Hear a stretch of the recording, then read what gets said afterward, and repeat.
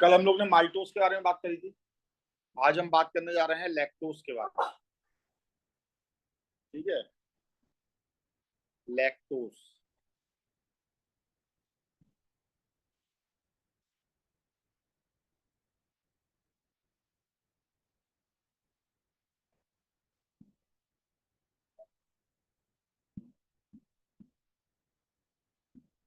Lactose जो रहता है, ये किस इसकी जो यूनिट्स रहती हैं, कौन कौन सी यूनिट्स रहती हैं, उस चीज को हमें यहाँ पर देखना है। तो ये बनता है गैलेक्टोज से और प्लस ग्लूकोज से। जो गैलेक्टोज होता है वो अल्फा होता है, और ग्लूकोज जो रहता है वो अल्फा या बीटा, कोई सा भी आप ले सकते हो। तो बताओ ये रिड्यूसिंग शुगर है या नॉन रिड्यूसिंग? रिड्यूसिंग शुगर है, वेरी गुड।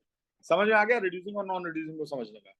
तो सिर्फ आपको अगर इनकी यूनिट्स याद रहे, जिन यूनिट से मिलकर ये बनते हैं, तो बड़े आराम से आप बता सकते हो ये रिड्यूसिंग है कि नॉन रिड्यूसिंग है। ठीक है, तो ये हो गई है रिड्यूसिंग शुगर।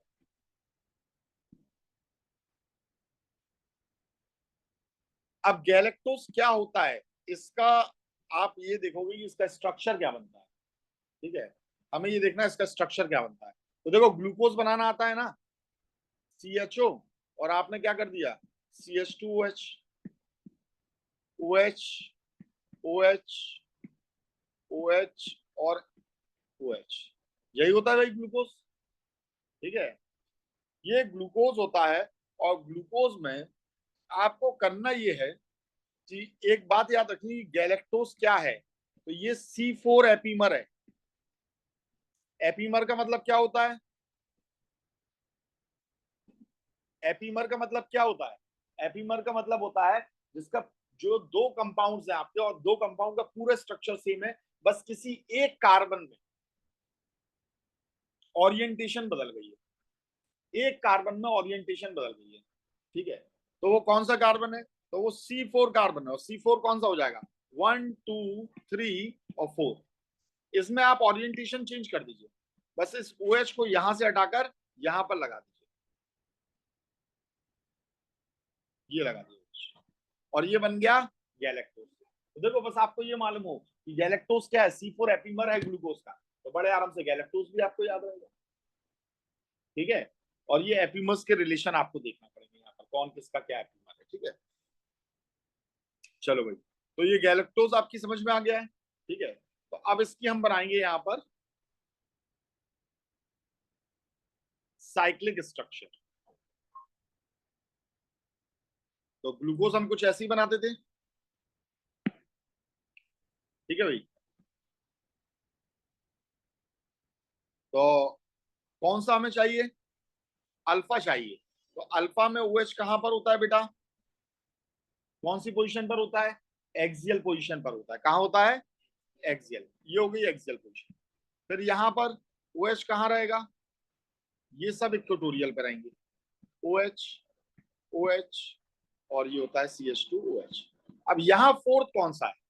ये तो अल्फा ग्लूकोज का बनाया हमने। तो देखो, 1, 2, 3, और ये हो गया फोर्थ। तो फोर्थ में OH कहां पहुंच जाएगा? इक्वेटोरियल से हटकर एक्सियल। और एक्सियल कहां होता है? पीक की ओर होता है। ठीक है, अपने पीक की ओर होता है। तो ये हो गया आपका कौन? Alpha galactose.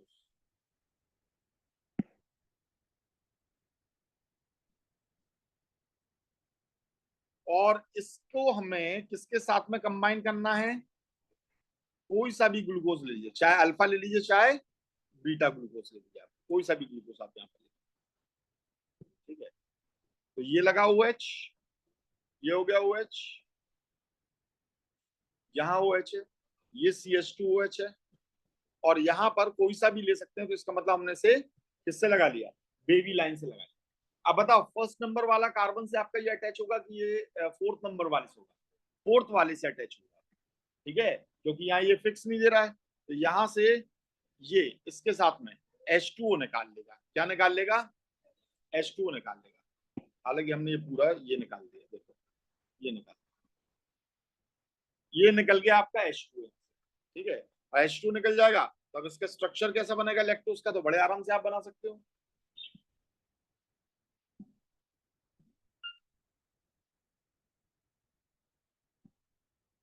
ठीक है, इसमें OH यहाँ रहता था, ये OH यहाँ है, ये हो गया CH2OH, ये OH यहाँ है, और ये आ गया आपका ऑक्सीजन। इस ऑक्सीजन से ये वाला यहाँ लग जाएगा, अल्फा या बीटा कोई भी ग्लूकोज यहाँ पर लग जाएगा।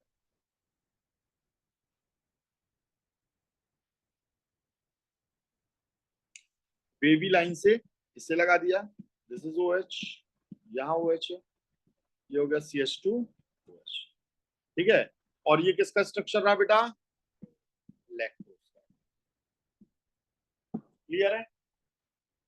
तो माल्टोज का स्ट्रक्चर देख लिया आपने, सुक्रोज का स्ट्रक्चर देख लिया, लैक्टोज का स्ट्रक्चर देख लिया, बड़े आराम से आप बता सकते हो। ठीक है, बहुत आराम से आप इन्हें बना सकते हो। चलिए अब हम देखते हैं पॉलीसैकेराइड्स।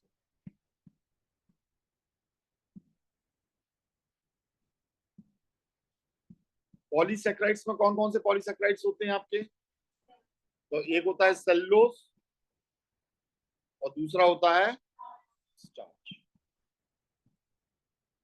ये दो पॉलीसैकेराइड्स होते हैं। ठीक है, अब यहां पर हम सबसे पहले देखने जा रहे हैं सेलुलोज को। तो सेलुलोज किससे मिलकर बनता है? तो ये मिलकर बनता है बीटा ग्लूकोज से। बीटा ग्लूकोज की थाउजेंड्स ऑफ यूनिट्स जो रहती हैं वो एक दूसरे के साथ में लगकर क्या बनाती है? सेलुलोज बनाती है। बताओ ये रिड्यूसिंग होगा या नॉन रिड्यूसिंग होगा? नॉन रिड्यूसिंग होगा। चलो देखते हैं। ये लगाया हमने, यहां पर इसे लगाया। अब देखो यहां पर क्या रहेगा, ये OH इसका लगा हुआ है। ठीक है, अच्छा ये बीटा है, तो बीटा में तो इक्वेटोरियल पोजीशन पे लगेगा आपका ये, तो इक्वेटोरियल पोजीशन पर ये OH लगा हुआ है, और दूसरा वाला भी हमने बीटा ले रखा है यहाँ पर। तो अब देखना यहाँ पर ये भी इससे ही कंबाइन होगा।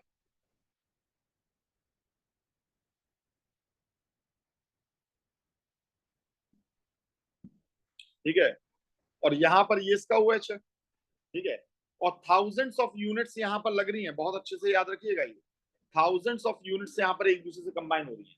तो ये आगे अपने आगे वाले से लग जाएगा, ये अपने पीछे वाले से लग जाएगा, और ये लगता चला जाएगा, लगता चला जाएगा। और जब थाउजेंड्स ऑफ यूनिट इस टाइप की एक दूसरे के साथ में लग जाती है तो हम इसी को बोलते हैं सेलुलोज। तो आप यहां पर देख रहे हो ये सारे के सारे कौन से हेमी एसिटल कार्बन जो है वो कंज्यूम हो रहे हैं, पर लास्ट का कोई तो फ्री होगा, दोनों एंड पर कोई तो फ्री होगा कि नहीं होगा? और जब दोनों एंड पर कोई ना कोई फ्री रहेगा तो हम इसे क्या कहेंगे? ये कैसी है? रिड्यूसिंग शुगर है। कैसी है? रिड्यूसिंग है। ये नॉन रिड्यूसिंग रहेगी। कैसी रहेगी? नॉन रिड्यूसिंग, क्योंकि वो आपस में जुड़कर क्या बना लेती हैं? चेन्स का फॉर्मेशन कर लेती हैं। तो ये होती है नॉन रिड्यूसिंग शुगर। ठीक है, यहां पर जो लिंक, यहां जो लिंकेज रहता है, ये कौन सा लिंकेज रहता है? बीटा ग्लाइकोसिडिक लिंकेज रहता है। और यही लिंकेज हमारे जो एंजाइम्स रहते हैं, जो ह्यूमंस में जो एंजाइम्स रहते हैं, वो एंजाइम्स इसी लिंकेज को नहीं तोड़ पाते। तो इसका मतलब ये क्या होता है? This is undigestible by humans. इसलिए ह्यूमंस इसे डाइजेस्ट नहीं कर पाते। किसे? सेलुलोज को नहीं कर पाते। हमारी डाइट में हम रोटी खाते हैं, रोटी कहाँ से आती है? प्लांट से आती है ना? तो उसमें सेल वॉल तो होगी होगी, और सेल वॉल किससे बनी है? सेलुलोज से बनी है। हम सब्जी खाते हैं, उसमें भी सेल वॉल होती है ना? हम चावल खा रहे हैं, उसके अंदर भी रहेगी आपकी। ठीक है, सेल वॉल तो रहती रहती है। ठीक है, आप जितने भी मसाले खाते हैं उन सब में क्या है? सेल वॉल तो मौजूद रहती रहती है। तो ये वाला पार्ट आपका अनडाइजेस्टेड पार्ट हो जाता है, ये अनडाइजेस्टेड फूड बनकर आपकी बॉडी से बाहर निकल जाता है। ठीक है, अब देखते हैं हम लोग स्टार्च।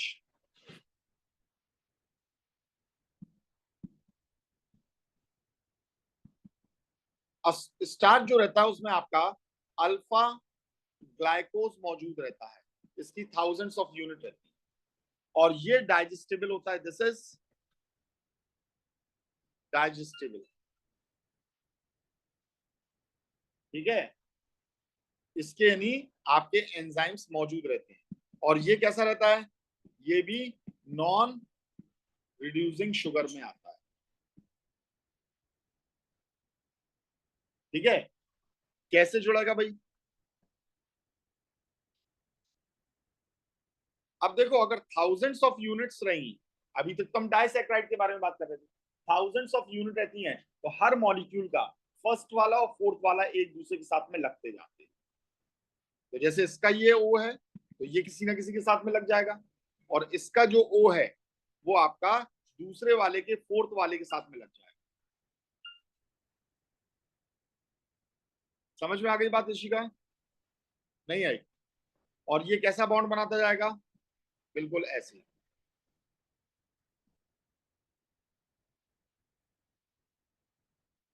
ये लगता है, ठीक है। इस तरीके से ये थाउजेंड्स ऑफ यूनिट एक दूसरे के साथ में लगती जाएंगी, और इसी को हम कहते हैं स्टार्च। अच्छा, स्टार्च जो रहता है, इसमें भी आपके दो टाइप के स्टार्च होते हैं। एक होता है एमाइलोज, और एक होता है एमाइलोपेक्टिन। एमाइलोपेक्टिन, ये दो टाइप के आपके स्टार्च होते हैं, ठीक है। एमाइलोज जो रहता है ये वाटर सॉल्युबल होता है, वाटर सॉल्युबल होता है।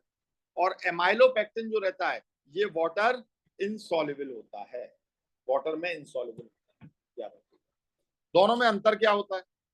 पहली बात तो हम ये कर लेते हैं कि यहां पर भी क्या है आपका, वही अल्फा ग्लाइकोसिडिक बॉन्ड है,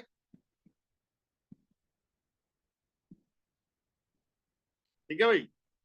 और किस किस के बीच में बन रहा है, ये C1 और C4 के बीच में बन रहा है। और इस स्ट्रक्चर को हम कहते हैं एमाइलोज, क्या कहते हैं, ठीक है। अब क्या होता है कि कभी कभी आपने जब एमाइलोज बना लिया, जैसे इसे एक बार मैं फिर से कॉपी कर लेता हूँ, थोड़ा सा टाइम बच जाए।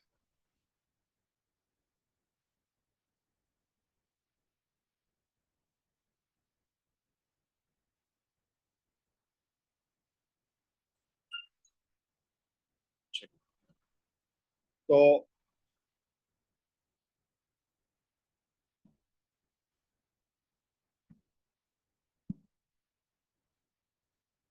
मैंने आपको बताया कि कभी कभी क्या होता है,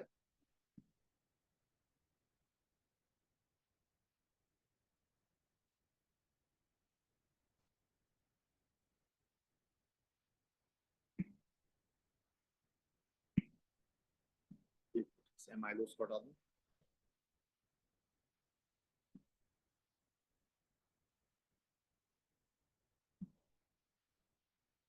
ये जो C6 रहता है,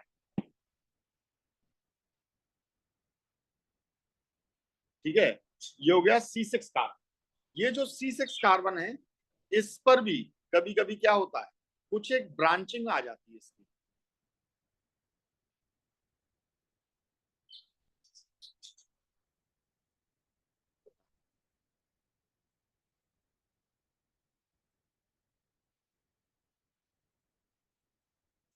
1 2 3 4 5 C6 ये वाला,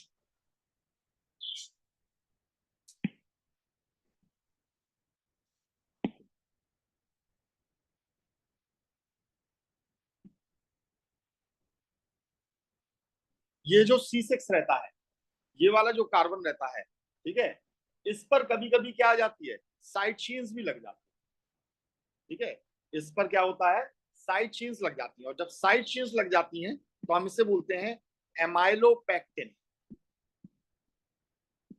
तो हम इसे बोलते हैं एमाइलोपेक्टिन, ठीक है। तो एमाइलोज कैसा होता है, एमाइलोज होता है सीधा सीधा आपका ये चेन चल रही है, दिस इज एमाइलोज। और जब इसमें क्या आ जाएगी बेटा, कहीं कहीं पर ब्रांचिंग आ जाती है, तो हम इसे बोलते हैं एमाइलोपेक्टिन।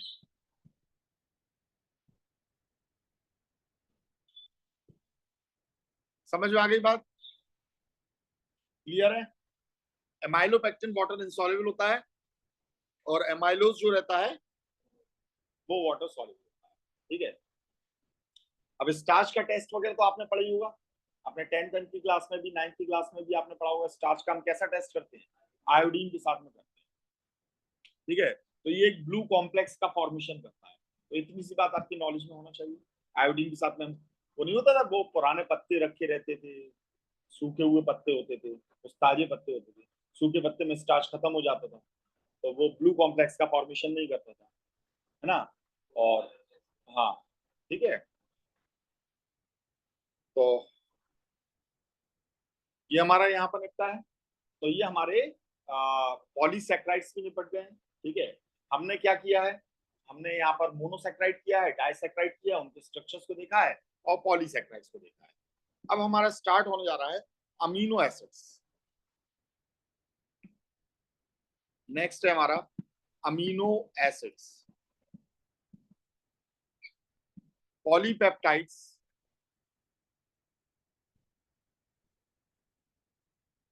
And proteins. ठीक है, अब सबसे पहले हम देखने जा रहे हैं यहाँ पर अमीनो एसिड्स को। अमीनो एसिड्स क्या होते हैं? देखिए भाई, जैसा नाम है वैसे ही काम है। अमीनो मतलब एमाइन ग्रुप, और एमाइन ग्रुप नेचर में कैसा होता है, बेसिक होता है ना। और एसिड, एसिड भी लगा रखा है, बेस के साथ में हमने एसिड भी लगा रखा है, तो इसका मतलब इसके अंदर क्या रहेगा, इसके अंदर एसिड फंक्शनल ग्रुप भी होगा, एसिडिक फंक्शनल ग्रुप भी मौजूद रहेगा और बेसिक फंक्शनल ग्रुप भी मौजूद रहता है। उन्हें हम बोलते हैं अमीनो एसिड्स। क्या बोलते हैं? अमीनो एसिड बोलते हैं। जो अमीनो एसिड्स रहते हैं ये एक दूसरे के साथ में मिलकर, आप यहां देखोगे कि जो अमीनो एसिड्स रहते हैं ये एक दूसरे के साथ में मिलकर ये फॉर्मेशन करते हैं किसका, पॉलीपेप्टाइड्स का, जिसमें पॉलीपेप्टाइड बॉन्ड्स वगैरह भी आते हैं। ठीक है, और ये जो पॉलीपेप्टाइड जो आपके मौजूद रहते हैं, ठीक है, ये मिलकर क्या बनाते हैं, ये मिलकर आपके प्रोटीन्स का फॉर्मेशन करते हैं। किसका फॉर्मेशन करते हैं? प्रोटीन्स का फॉर्मेशन करते हैं। ठीक है, तो प्रोटीन की छोटी यूनिट्स क्या होती हैं, पॉलीपेप्टाइड्स होते हैं, और पॉलीपेप्टाइड्स किससे मिलकर बने होते हैं, अमीनो एसिड से मिलकर बने। ठीक है, और हमारी बॉडी में मैक्सिमम आप देखोगे तो क्या चीज मौजूद रहती है, प्रोटीन प्रेजेंट रहती है। तो आप उन्हीं सबको यहाँ पर उनका केमिकल कंपोजिशन देखने जा रहे हैं। ठीक है, अब सबसे पहले हम देखते हैं कि भैया अमीनो एसिड्स क्या होते हैं। ठीक है, तो जो अमीनो एसिड्स होते हैं, जैसा कि मैंने आपको बताया, इनके अंदर कंपाउंड्स हैविंग बोथ, जिनके अंदर दोनों चीजें मौजूद हो। क्या चीज? Amino group and carboxylic group. तो ऐसे कंपाउंड जिसके अंदर दोनों ही ग्रुप प्रेजेंट है, अमीनो ग्रुप यानी बेसिक ग्रुप प्रेजेंट है और कार्बोक्सिलिक ग्रुप यानी एसिडिक ग्रुप प्रेजेंट होता है, उन्हें हम बोलते हैं अमीनो एसिड्स। क्या बोलते हैं? Amino acids. अमीनो यानी कि आपका क्या हो गया, NH2 हो गया। ठीक है, और एसिड मतलब क्या हो गया, तो ऑर्गेनिक में आप जानते हैं COH है, कार्बोक्सिलिक एसिड होता है, ये बेसिक होता है और ये क्या होता है, एसिडिक। ठीक है, अब अमीनो एसिड में जैसे हमने इसका एक एग्जाम्पल लिया, हमने ये लिया कार्बोक्सिलिक ग्रुप को यहाँ लगाया। ठीक है, और आपको मालूम है सीनियोरिटी टेबल में कार्बोक्सिलिक ग्रुप जो रहता है वो सबसे ऊपर रहता है।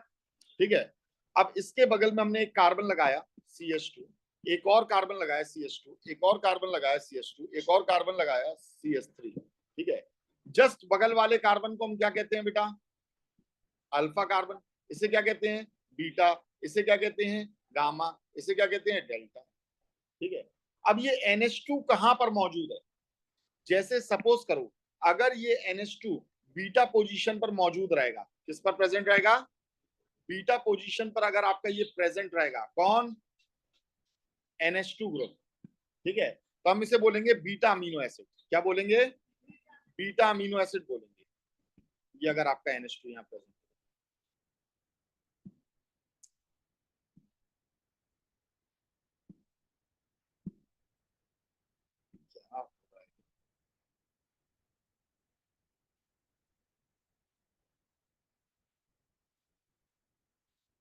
क्या हो रहा है, ये उल्टा सीधा लिख रहा है,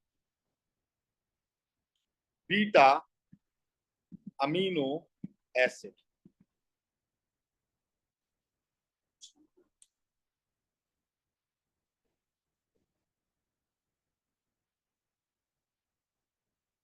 कभी भी कुछ भी हो जाता है इसमें।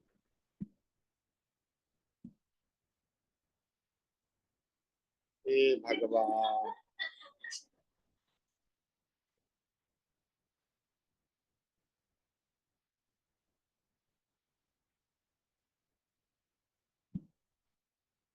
Beta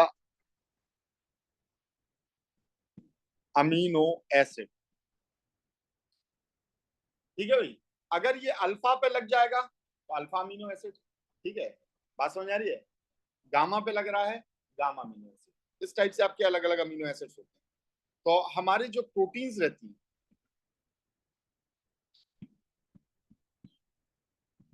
proteins are made up of alpha amino acid. ये अल्फा अमीनो एसिड्स की बनी रहती है। कौन? प्रोटीन्स। ये अल्फा पर जो लगेगा NH2, तो हम उसे बोलेंगे अल्फा अमीनो एसिड। और अल्फा अमीनो एसिड जो रहते हैं, उनसे मिलकर ही आपकी प्रोटीन्स बनी रहती हैं। और ये अल्फा अमीनो एसिड भी हजारों टाइप के होते हैं, थाउजेंड्स ऑफ टाइप्स के होते हैं, याद रखिएगा।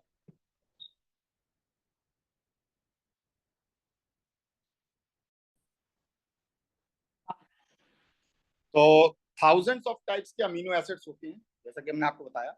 हम लोग को यहाँ पर जो फोकस करना है, वो किस चीज पे फोकस करना है? ऑन नेचुरली अकरिंग, जो नेचुरली अकरिंग अमीनो एसिड्स होते हैं, वो होते हैं अल्फा। जो नेचुरली अकरिंग अमीनो एसिड्स होते हैं, अल्फा अमीनो एसिड होते हैं, उन पर फोकस करना है।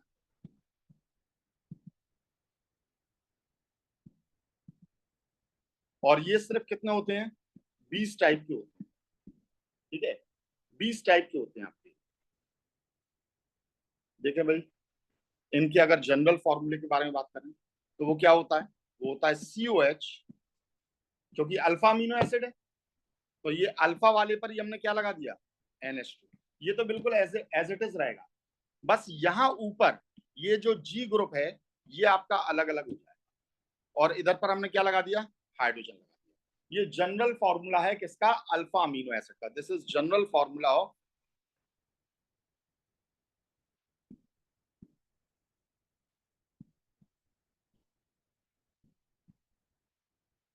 अल्फा अमीनो एसिड्स, ठीक है। ये जनरल फॉर्मूला है।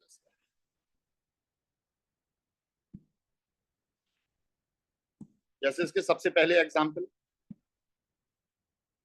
सबसे सिंपलेस्ट, जो सबसे सिंपलेस्ट अमीनो एसिड रहेगा, वो क्या रहेगा? हमने यहाँ पर दोनों पर 2 हाइड्रोजन लगा दिए, और इसका नाम होता है ग्लाइसिन। क्या होता है? ग्लाइसिन। ये सबसे सिंपलेस्ट अमीनो एसिड है, ठीक है। बाकी जितने भी अमीनो एसिड्स रहती हैं, उनमें सभी जगह अलग अलग चीजें लगती जाती हैं। बस यहाँ पर ये जो रहता है, ये सिमेट्रिकल हो जाता है। और सिमेट्रिकल होने की वजह से ये ऑप्टिकली कैसा होता है? इनएक्टिव होता है।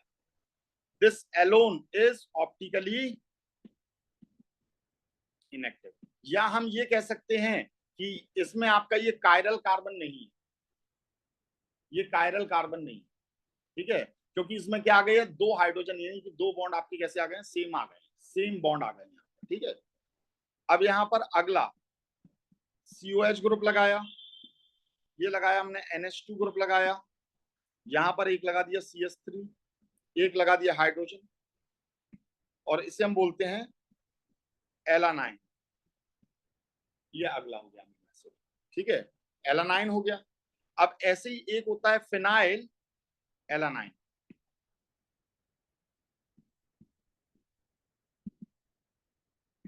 इसे कैसे लिखेंगे भैया? तो देखो, ये ग्रुप तो बिल्कुल सेम रहना ही है। बस आपको क्या याद करना है इसके अंदर? आपको ये याद करना है कि आपको कौन कौन सा G ग्रुप की जगह क्या क्या लगा दिया। अब फिनाइल एलानाइन है, तो एलानाइन तो पहले बनाओगे, और इस पर आपको फिनाइल लगाना, तो एक हाइड्रोजन हटा दो, और यहां पर किसे लगा दोगे? फिनाइल ग्रुप को लगा दो, ये लगा, ठीक है। तो ये हो गया फिनाइल एलानाइन। कोई प्रॉब्लम इसमें? तो ये कुछ एक एग्जांपल्स हैं जिसे आपको याद रखना है, ठीक है। अब जो अल्फा अमीनो एसिड रहता है, अल्फा अमीनो एसिड्स जो होते हैं आर ऑफ 3 टाइप्स, ये 3 टाइप्स के होते हैं। कौन कौन से होते हैं? एक होते हैं न्यूट्रल अमीनो एसिड्स,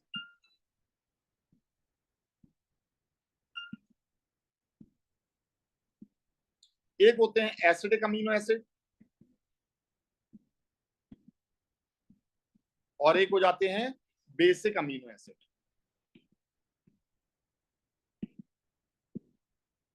ठीक है, तो न्यूट्रल के अभी आपने एग्जांपल देखे कौन कौन से थे? ग्लाइसिन था, एलानिन था, फिनाइल एलानिन था। ठीक है, अब देखें भाई एसिडिक क्या होते हैं। जैसे ही हम एसिडिक अमीनो एसिड को यहां पर समझते हैं तो हमें सारी बातें समझ में आ जाती हैं। एसिडिक अमीनो एसिड, ठीक है, देखो बेटा, जब हम अमीनो एसिड को बनाएं और अमीनो एसिड में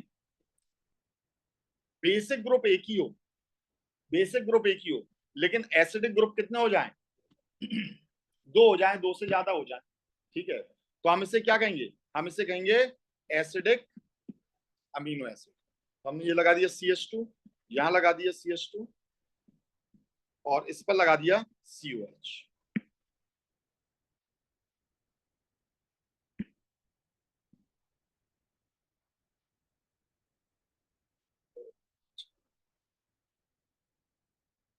समझ में आ गई बात?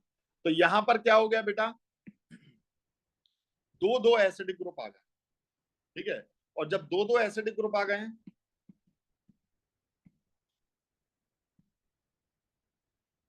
तो हमने से क्या दिया, इसका नाम दिया है ग्लूटामिक एसिड,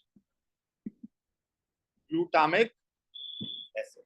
ठीक है, हाँ ग्लूटामिक। ठीक है, एक और होता है एस्पार्टिक एसिड। एस्पार्टिक एसिड में क्या होता है? CH2 COH, ये डायरेक्टली लगा हुआ है।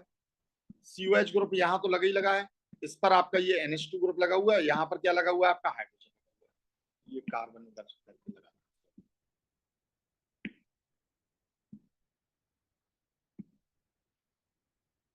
COH लगाना है। ठीक है, इसे हम बोलते हैं एस्पार्टिक एसिड। ठीक है, तो ये आपके एसिडिक अमीनो एसिड के एग्जाम्पल हो गए। अब बेसिक अमीनो एसिड में क्या हो जाएगा? बेसिक अमीनो एसिड, अब देखो, जैसे कि आपने ये लिया, पहले आपको ये तो बना ही लेना है।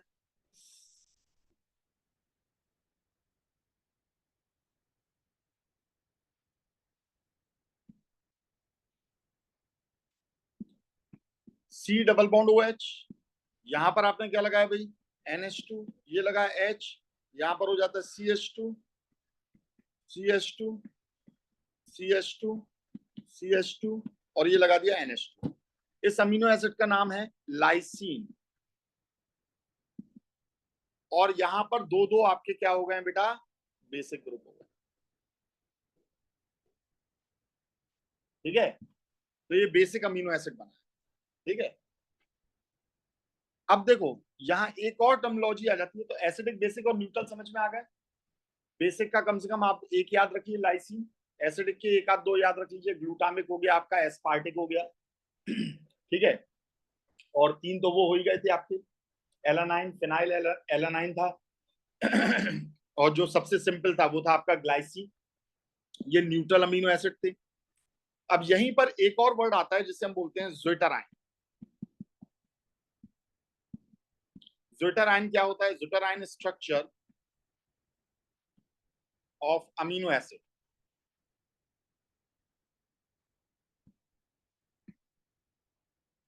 देखो, जब एक एसिडिक ग्रुप है आपके पास और दूसरा क्या है आपके पास? बेसिक ग्रुप है, बात समझ आ रही है? तो यहाँ इंटरनल एसिड बेस रिएक्शन हो जाती है। क्या हो जाती है? इंटरनल एसिड बेस रिएक्शन हो जाती है।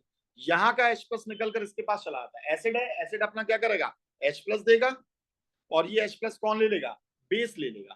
तो यहाँ इंटरनल एसिड बेस रिएक्शन हो जाती है। जब इंटरनल एसिड बेस रिएक्शन यहाँ पर हो जाती है तो ये बना है NH3 positive C double bond O negative, ये लगा है जी ग्रुप और ये लगा है आपका एच ग्रुप, इसी को हम बोलते हैं ज्विटर आयन। क्या बोलते हैं? समझ में आई है बात? नहीं आई? जब एक ही मॉलिक्यूल के अंदर कभी भी किसी भी कंपाउंड में एक ही मॉलिक्यूल के अंदर एसिडिक ग्रुप भी और बेसिक ग्रुप भी, ठीक है, तो वो दोनों आपस में मॉलिक्यूल के अंदर ही एसिड बेस रिएक्शन कर लेते हैं, ठीक है, तो वहां पर आयंस का फॉर्मेशन हो जाता है, एसिड H प्लस देता है, बेस H प्लस लेता है, आयंस का फॉर्मेशन हो जाता है, और ऐसे आयंस को हम लोग क्या बोलते हैं? ज्विटर आयंस बोलते हैं, ठीक है। इसमें इक्वल एंड ऑपोजिट चार्ज आ जाता है, इक्वल एंड ऑपोजिट चार्ज आ जाता है, ठीक है भैया, और इंटरनल एसिड बेस रिएक्शन होता है, ठीक है, समझ में आ गई ये बात? चलिए अब देखें, अगर हम अमीनो एसिड्स को डिफरेंट डिफरेंट मीडियम के अंदर रखते हैं, जैसे हमने एसिडिक मीडियम के रखा या बेसिक मीडियम के अंदर रखा, तो ये अपनी डिफरेंट डिफरेंट आयनिक फॉर्म्स का फॉर्मेशन करते हैं। कौन कौन सी आयनिक फॉर्म का फॉर्मेशन करते हैं? जैसे हमने ये लिया सी, ये जी ग्रुप लगा हुआ है, ये हो गया COO नेगेटिव, और ये हो गया आपका NH3 पॉजिटिव, ठीक है, यहां पर ये H लगा हुआ है। अब हमने क्या किया कि इसे एक एसिडिक मीडियम में रखा। किसमें रखा है? एसिडिक मीडियम में रखा, और यहां पर हमने से बेसिक मीडियम में रखा,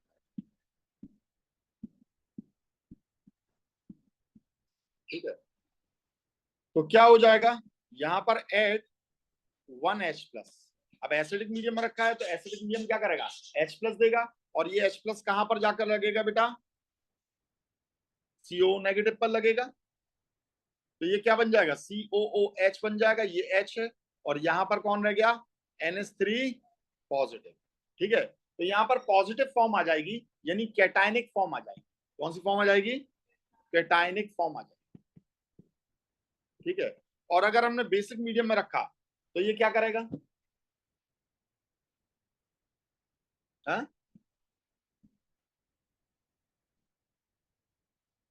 बेसिक मीडियम क्या करता है? बेसिक मीडियम H प्लस को ले लेता है बेटा, क्या करता है? H प्लस को ले लेता है, तो ये एक H प्लस को लूज कर देगा। After losing 1H plus, H plus lose कर देगा। H प्लस कहां से लूज करेगा भाई? इसी के पास तो H प्लस है, NH3 के पास, ये H प्लस लूज कर देगा, और जब ये लूज कर देगा तो ये कौन सी फॉर्म बन गई? एनायनिक फॉर्म बन गई। क्लियर है? समझ में आ गई बात? तो एसिडिक मीडियम में कौन सी फॉर्म बनाएगा, बेसिक मीडियम में कौन सी फॉर्म बनाएगा, इस बात को भी आपको याद रखना है, ठीक है। अब थोड़ा सा अमीनो एसिड बचा है, तो वो अपन लोग कल देखेंगे, उसके बाद में कल ही अपन लोग ये प्रोटीन वगैरह, ठीक है।